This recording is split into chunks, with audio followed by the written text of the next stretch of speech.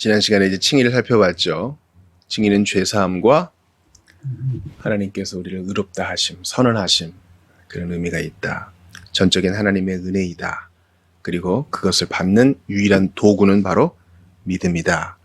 라는 것을 보았습니다. 그리고 그것은 그리스도의 희생으로 말미암아, 또한 율법의 순종으로 말미암아 우리에게 주어진다라는 것을 보았습니다. 하나님께서는 영원부터 모든 택자들을 의롭게 하기로 작정하셨다는 점이 중요합니다. 이걸 영원 전부터라고 번역하시는 분도 있는데 그 의미는 대동소이합니다.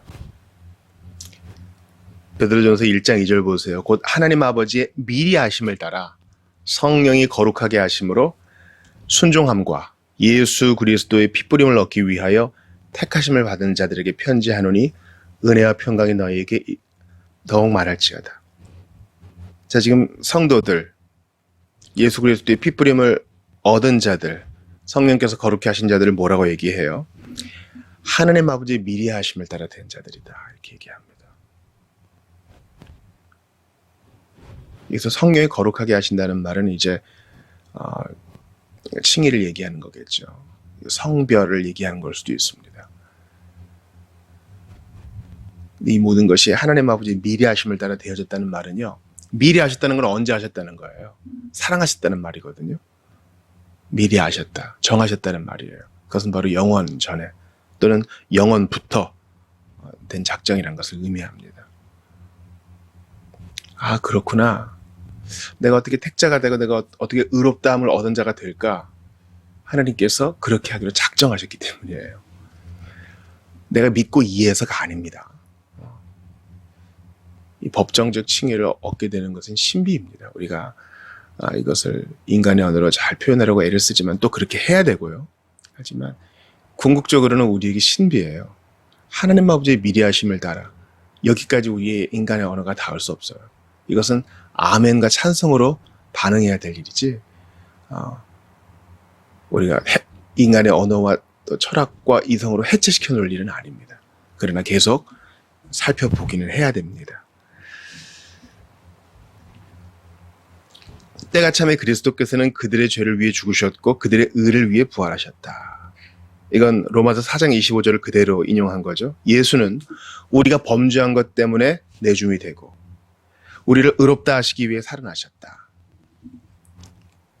예수님의 죽으심은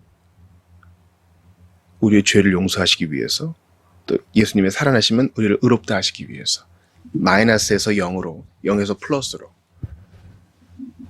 단지 죄가 없는 상태만이 아니라 그리스도만큼 율법을 순종한 사람으로 여겨주시고 그렇게 만드시고자 그리스도의 죽음과 부활이 다 개입되는 것이에요.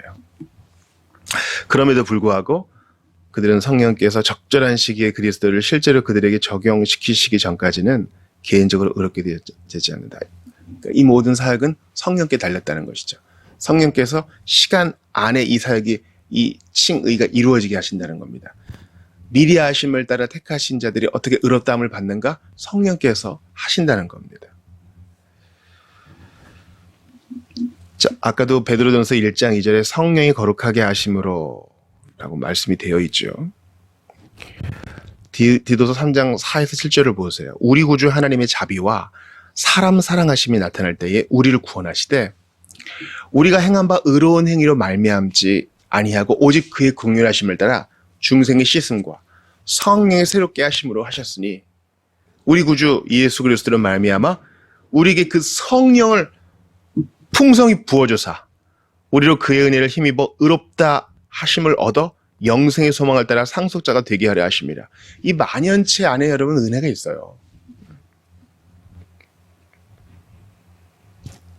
자, 우리를 구원하시되 어떻게 해요? 성령의 새롭게 하심으로.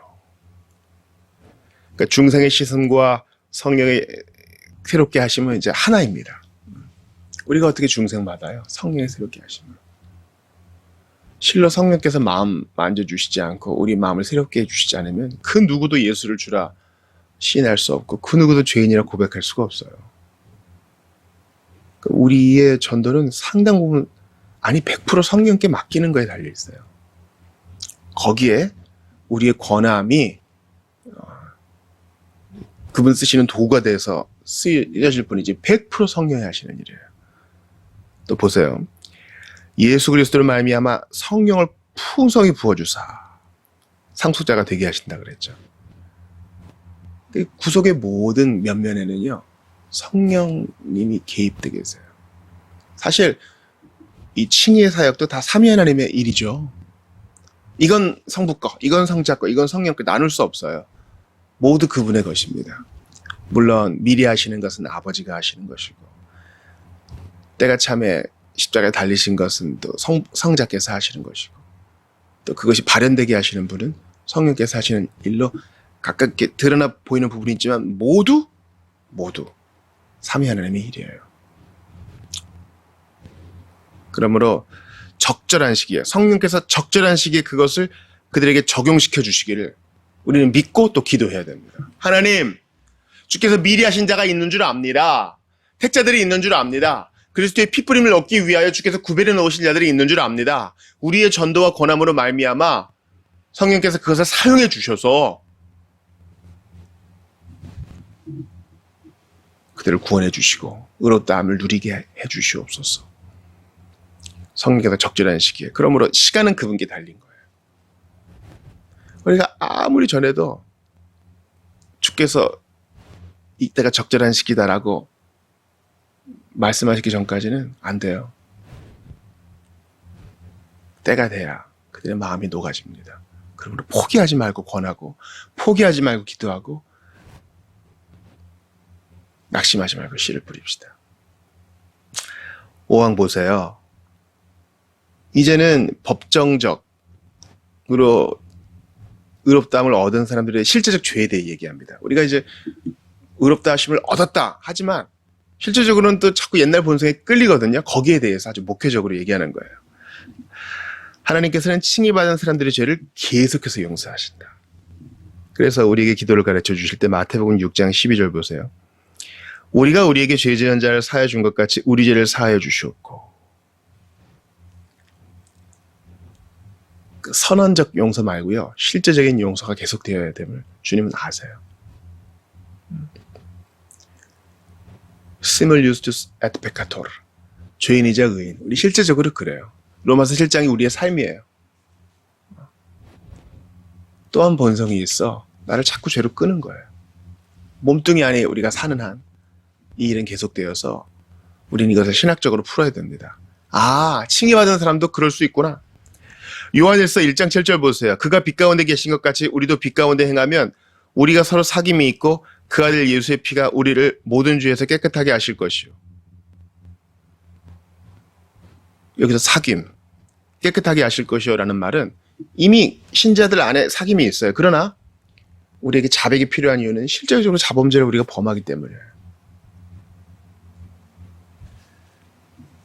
자, 사형을 언도받은 한 죄인이 있다고 생각해 보세요. 사형수예요. 무기수라고요. 근데 형을 집행하기 전에 특사로 풀려났어요. 처음에 어안이 벙벙하겠죠. 딱 감옥 밖을 나와서 자유의 공기를 들이킵니다. 야, 똑바로 살아야 되겠다. 하지만 옛날 버릇이 남아있죠. 늘 가던 음습한 골목, 늘 가던 어두운 술집, 늘 가던 범죄의 속을 또 바리끄리로 갑니다. 거기에 대해서 또 후회하고 또 마음을 다잡고, 아, 나 이렇게 두 번째 인생을 이렇게 살면 안 된다. 결심하고 잠깐 흔들렸다가 다시 돌아오고, 그런 일이 반복되죠. 칭의받은 사람도 마찬가지입니다. 이제 예수 그리스도의 피뿌림을 얻고 의롭다 하심을 얻었으니 절대 죄 근처에도 가지 마. 그럼 우리가 실제로 넘어지는 것을 주님은 아세요.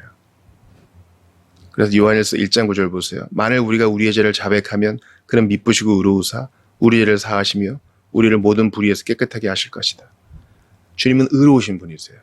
그래서 우리를 모든 불의에서 깨끗하게 하기를 원하시는데 그것이 어떤 방법을 통해서? 자백이란 방법을 통해서 주어진다. 이미 칭의 받았어요.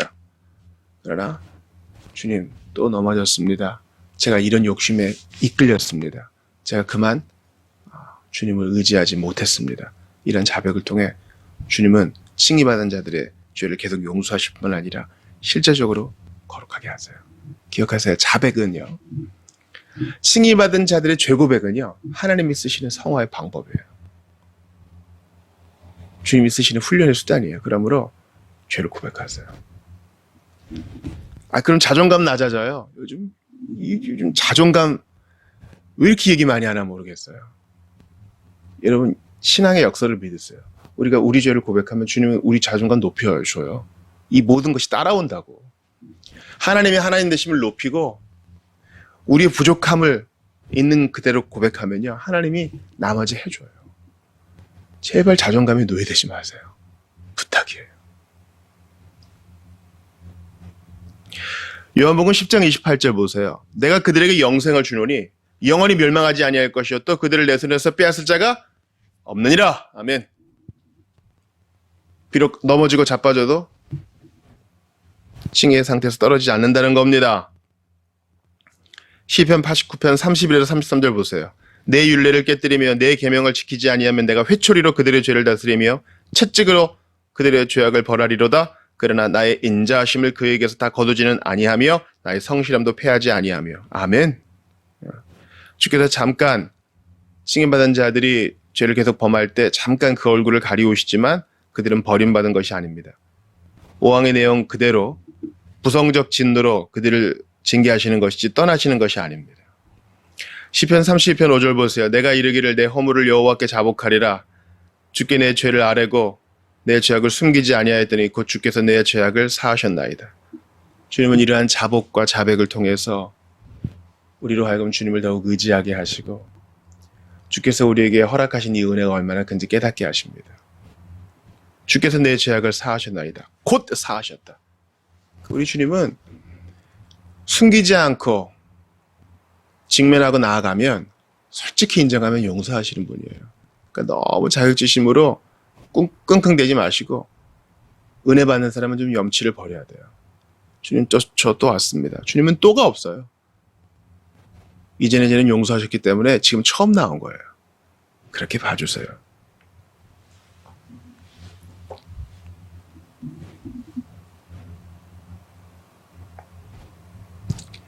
그래서 이러한 죄 용서 받은 사람의 기쁨에 대해서 시편 51편 기자는 이렇게 말합니다.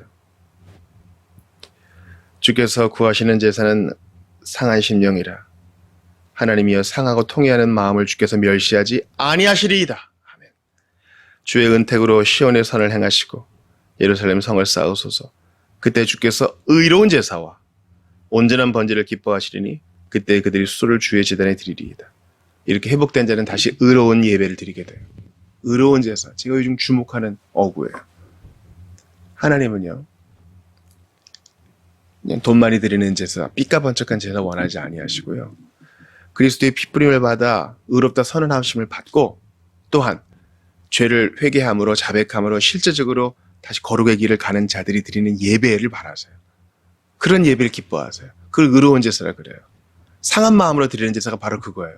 저는 죄인입니다. 숨기지 않겠습니다. 부족합니다. 넘어졌습니다. 그러나 자백합니다. 나의 공로가 아니라 그리스도의 이름으로 그분의 피공로를 의지해서 그분의 율법에 온전히 순종함에 기대어서 고백합니다. 저는 참 자신감이 없고 숨고 싶고 또 염치가 없지만 나의 의가 아닌 그리스도의 공로에 의지하여 그 약속에 의지하여 나아가오니 저로 하여금 의로운 예배 드릴 수 있도록 오늘도 저를 사해 주십시오. 그러니까 단순히 죄 용서만 받는 게 아니라 하나님께 더 깊이 나아가는 예배자가 되기 위해서 회개하고 자백하는 거예요. 마태복음 26장 75절 보세요. 이에 베드로가 예수의 말씀내 다 굴기 전에 네가 나를 3번 부인하리라 하심에 생각나서 밖에 나가서 심히 통곡하니라. 이게 칭의받은 사람들의 실제 면이에요. 우리 울어요. 때로 기뻐하죠. 선포하고 사자처럼 선포하고 어린아이처럼 기뻐하지만 때로 통곡해요. 베드로처럼. 칭의받은 사람이 그럴 수 있다는 거예요. 그러므로 눈에 보이는 현상적 일들에 대해 너무 놀라지 마세요. 저 사람 예수 믿는 사람이 저래도 돼? 그럴 수 있어요. 여러분 신앙생활 할수록 제가 참 감사한 건 이 폭이 넓어진다는 거예요. 진리에 대한 헌신, 거기에 대한 나의 충성은 변치 않아요. 그러나 겉으로 드러나는 사람들의 연약함은요. 그거 갖고 너무 정죄하지 마세요. 어떻게 그럴 수 있어? 그러지 마세요. 그럴 수 있어요. 베드로 보세요. 사도인데도 그러잖아요. 그러므로 어떤 인간의 넘어짐에 집착하지 마시고 그럼에도 불구하고 칭의받은 자들을 붙드시는 하나님의 부성적 사랑에 우리의 삶을 거시기를 바랍니다. 마지막으로 신구약의 성도는 칭의에 있어서 하나다, 동일한 은혜를 받는다라는 걸 봅시다. 갈라디아서 3장 9절 보세요. 그러므로 믿음으로 말미암는 자는 믿음이 있는 아브라함과 함께 복을 받느니라. 아멘. 이거 우리가 히브리서 강의 때 보는 거죠. 아브라함이 받은 이신칭의의 은혜, 창세기 15장 6절의 은혜는 우리가 알고 있는 거예요. 여러분, 창세기 15장에서 우리 며칠 전에 봤죠? 아브라함이 불평해요. 그 역사적인 순간에. 아들 안 주셨잖아요. 무슨 하늘의 별과 같은 자손이에요. 애기 없잖아요. 그래서 이 충성스러운 종이 내 아들 될 거예요, 뭐. 삐져요. 칭의받은 사람이 이렇다고요. 그러니까 전적으로 하나님의 은혜죠. 자랑할 게 없어요. 나의 신앙 여정을 보세요. 윤리적으로 완벽했나요? 백지처럼 하였나요? 주님이 이런 자를 의롭다 하시고 기뻐하시고 이런 자를 택하여 구속하시는 걸 즐거워하세요. 주님 앞에 두 손 들고 순종하는 거예요. 자랑할 게 없어요. 오직 주께 영광이에요. 로마서 4장 22에서 24절 봅시다. 그러므로 그것이 그에게 의로 여겨졌느니라. 그에게 의로 여겨졌다 기록된 것은 아브라함만 위한 것이 아니요. 의로 여기심을 받을 우리도 위함이니 곧 예수 우리 주를 죽은 자 가운데서 살리신 이를 믿는 자니라. 아멘. 무슨 말이 더 필요해요? 그거 창세기 15장 6절의 은혜 우리를 위한 거다. 우리도 위함이다. 오고 오는 모든 세대를 위한 거다. 그러므로 여러분 나중에 뭐 이사나